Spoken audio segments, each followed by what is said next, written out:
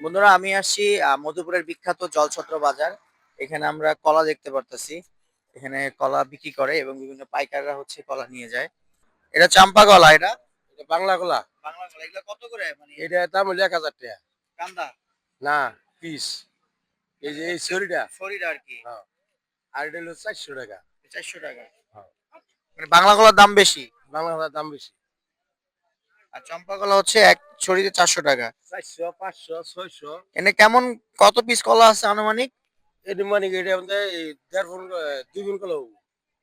2 পণ মানে হচ্ছে। বিশালি। বন্ধুরা এখান থেকে হচ্ছে বাংলাদেশের বিভিন্ন স্থানে চলে যায় কলাগুলা। আমরা দেখতেছি যে বাংলা কলা ভাইয়া বললো ১,০০০ টাকা। আর এটা হচ্ছে চাম্পা কলা, এটা হচ্ছে 400 টাকা। এখানে অনেক কলা, এখানে গাছ পাকা কলা দেখতে পাচ্ছি।